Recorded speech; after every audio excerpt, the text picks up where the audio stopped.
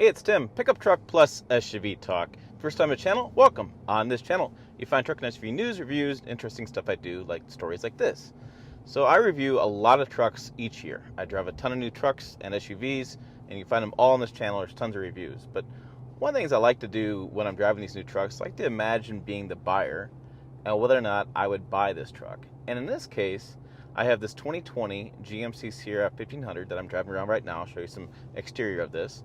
It's got a really nice red quartz tin coat on the exterior color. It's got a nice kind of black and two-tone inside. And, you know, it's got the AT4 package as well. It's a very capable truck.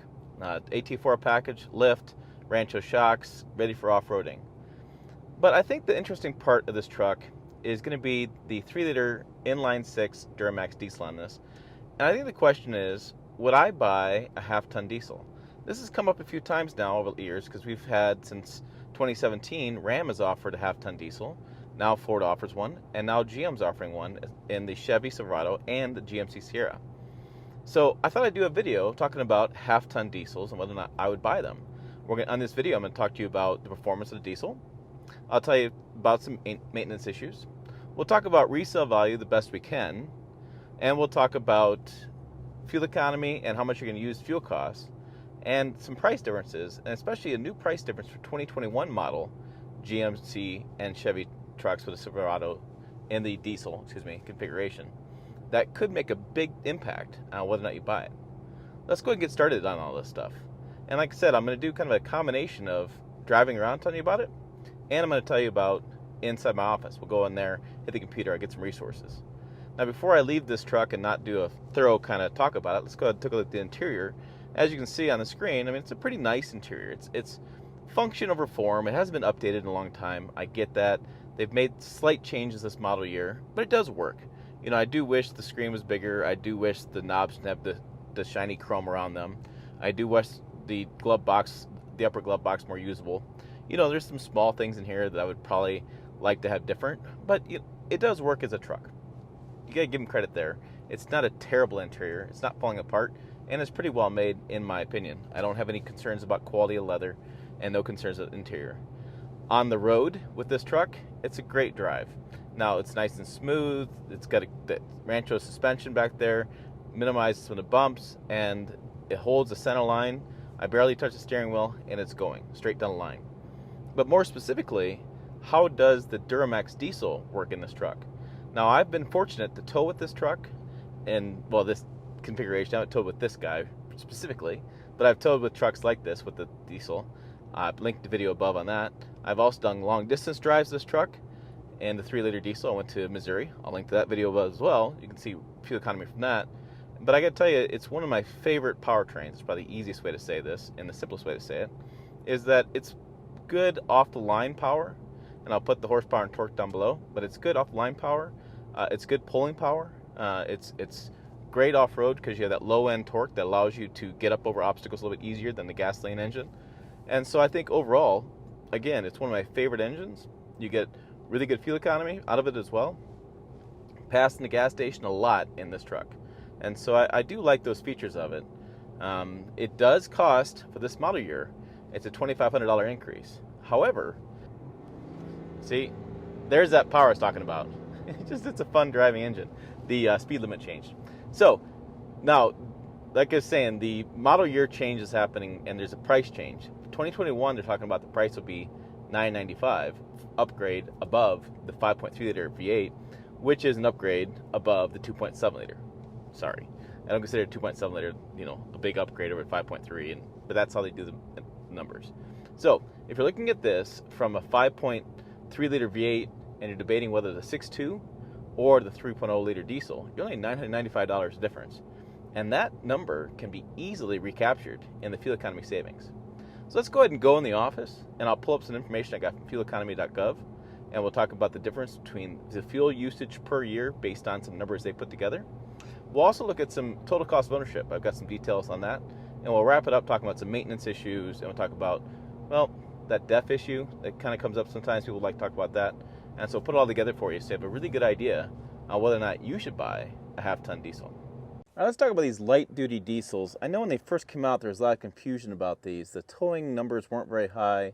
People thought they were just like a heavy-duty diesel, just in a smaller truck. Just a lot of confusion. In this case, we have a little small 3-liter inline-six diesel.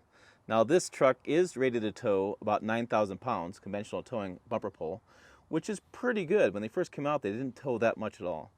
This is really an interesting combination of fuel economy with some towing capability. And so if you do find you're towing quite a bit with a light duty truck, this is a really good option because you do get the benefits of diesel with that towing. Now, with a heavy duty truck by any means, and even though it says diesel on it and the heavy duty truck says diesel on it, they're completely different things and they're made for different purposes and different customers. And so really got to make sure you know that when you're doing a light duty diesel like this, it's fuel economy and it's towing-ish. It's not an amazing towing rig. It does the job really well, but don't get confused that just because you want to get the diesel, that now you can tow a big trailer with covered with 20,000 pounds in it. That's not the case. You still need to look up your gross combined vehicle rating. Still need your homework and towing and payload rating.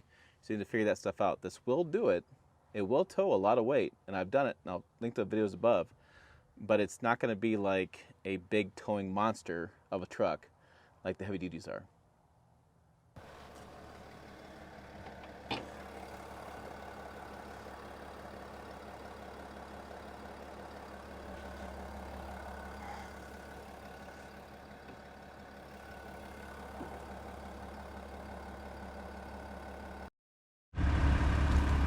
Okay, when we look at this tag here, this is a VIN specific label, which I wish they'd moved just 3 inches this way, make a big difference. But we can see curb weight is 5,695 pounds, payload's 1,405 pounds, and conventional towing weight is only 9,000 pounds.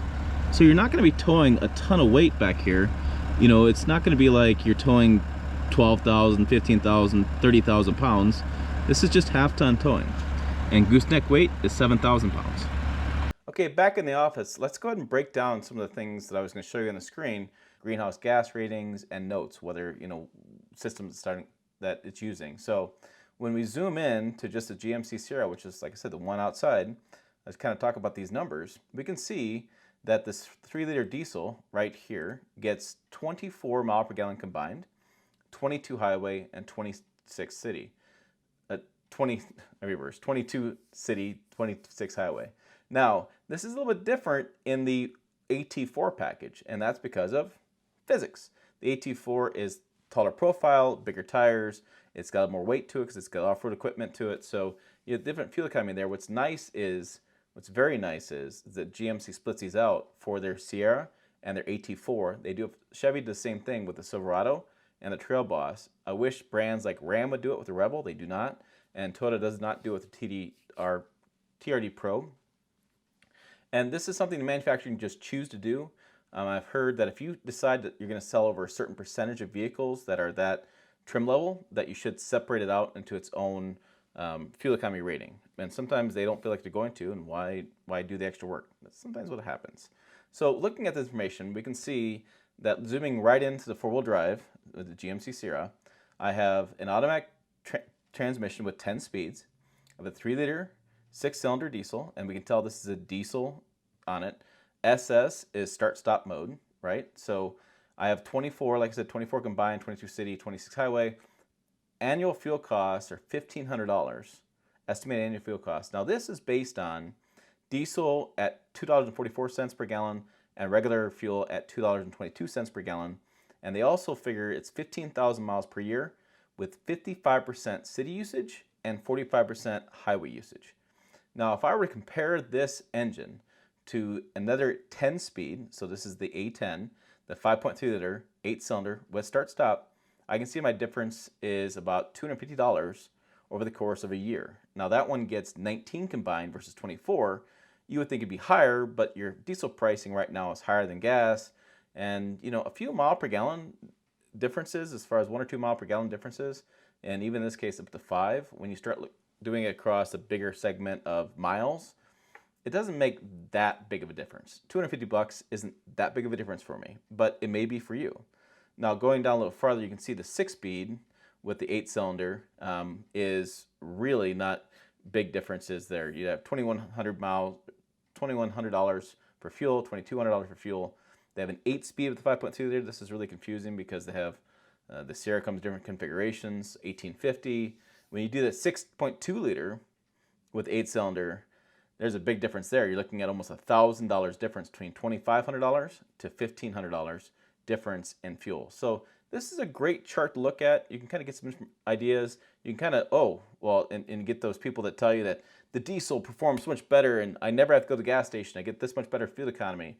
Well, here's the numbers, folks. This is how it actually adds up. And so it's really good to kind of sit back and think, okay, well, this is how things are going to add up. So that you do save money with the diesel, but again, you pay for that money up front when you buy it. So you have this whole return on investment. You know, if you're going to spend like $1,000 more in 2021, or right now it's $2,500 more, and you're saving $250 a year, probably gonna be a wash, because most people know by now that maintenance costs on a diesel on a just oil change basis are more expensive. Now there's fuel filters, there's different things going on, there's soot filters, but on a diesel oil change versus a gasoline engine oil change, it's more expensive, the filter's more expensive, and there's more oil in the diesel engine.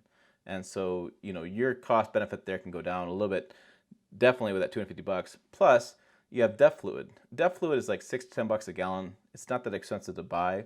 And automakers are telling me they're trying to get the DEF usage to mirror an oil change. So every 4,000, or was it 5,000, 10,000 miles. I'll look up the service numbers here in a minute. But that many miles. So you're not going to spend that much in DEF throughout the year. Maybe about 1 or 2 jugs for the year. But again, if you have just a little bit of $250 difference, it really makes a difference when you start adding all this additional stuff in to the diesel and you start figuring that stuff out. Okay, let's look at some differences here. Now, I was able to find 2 different places for maintenance schedules. So we have the 3-liter Duramax maintenance schedule on dieselhub.com. Looking at replacing the engine oil filter, air filter at 4,500 miles, change engine and oil filters when the engine light comes on. They have a oil service life on those trucks these days. Replace fuel filter. Now this is a little bit different than a gasoline engine. We have a fuel filter here that's 3,000 miles or over 2 years. Replace serpentine belt as needed. Service engine cooling at 150,000 miles or 5 years. Replace the oil pump belt at 150,000 miles. This was a very controversial thing. I'll put a link above. You have to drop transmission to get to that kind of a thing.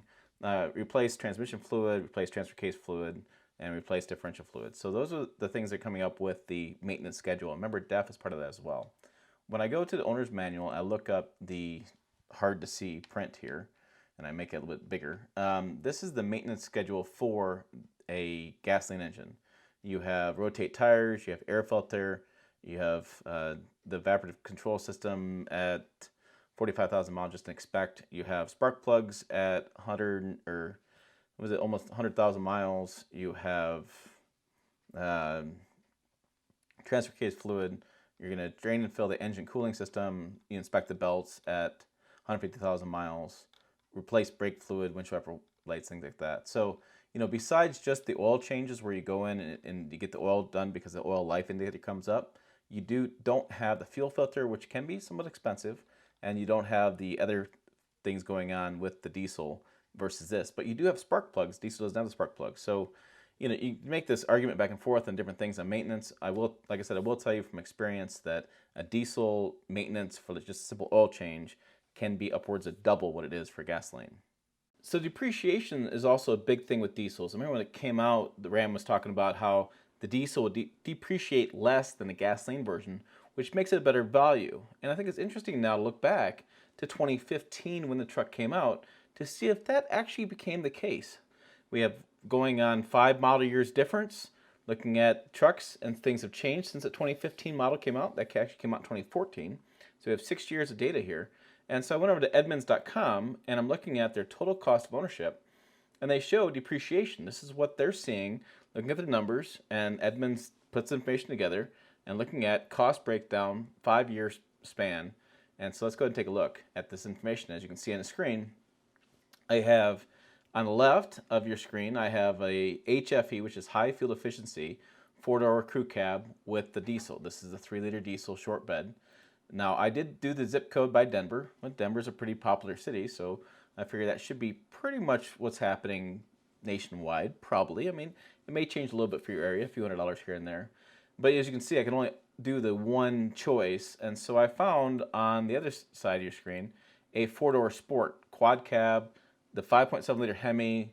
I tried to get them as close to apples as possible, even though I don't know what trim the HFE, I mean, you could do this argument all day long. But let's just look at as close as we can see. We have total cash price is about the same. Total cost of ownership price is about $15 difference. And when you look down the numbers, depreciation is almost $11,000 on 2015 Ram with the EcoDiesel versus the gasoline depreciation is $11,500. Not that big of a difference there. Not a huge difference. But as you go across the screen, you can see even more differences. So fuel pricing, I mean, you're looking at $3,000 difference in fuel over the span of 5 years. And that's interesting because that doesn't always add up to fueleconomy.gov, but this is their estimate ownership costs. Insurance about the same. Repairs are a little bit more expensive with the diesel, which is really interesting that they found that number through surveys and such, that repair number be higher. I would expect that to be lower because there's less moving parts in a diesel than there are in the gasoline engine. However, we are talking about a turbo diesel, so maybe they're factoring in some more maintenance issues there. And look at overall maintenance, you can see maintenance is $1,300 higher on the diesel, which is what we'd expect with oil changes and such being more expensive. And so I thought it was really interesting that, their numbers, I don't know if they're totally accurate, but I do like the depreciation number. And it gives you a sense that says, yeah, the truck's going to depreciate less by $600 than a gasoline engine. But is that big of a deal? Okay, now the ultimate question, would I buy a half-ton diesel? And in my case, I'm an occasional tower. I don't put that many miles on the truck because I'm constantly driving all these other trucks I'm reviewing. And the price point is pretty tough for me to swallow. This is a $64,000 truck. And for $2,500 more in this model year to get diesel, plus the additional maintenance issues, the additional costs and things, I just can't justify I would buy it for myself. I like this diesel a lot. I like this engine a lot. But in my particular case, I'm going to pass. I like the 6.2-liter gas as well. The 5.3 is probably good enough for me. Hell, probably the 2.7 would be fine for me for what I end up using with a truck with. And I understand some people are going to say, well, you're not a truck guy if you drive 2.7. Well, I think the reality is check your ego and check your needs. And you'll find that just got to buy the right truck for your needs. And I love a V8. My 62's got dual exhaust. Don't give me this stuff about that not loving the V8. I just think from my standpoint that there's just not enough there that's that big of a benefit for the dollar to really make me go converting to the diesel. So there you go. There are my thoughts on the half-ton diesel. What are your thoughts? Have you bought one? What's your buying decision behind it? I think each person's buying reasons are different. And I'd be curious to hear your thoughts. Also check out this other video out over here. It's a good time. Website down below. As always, thanks for watching. I'll see you down the road.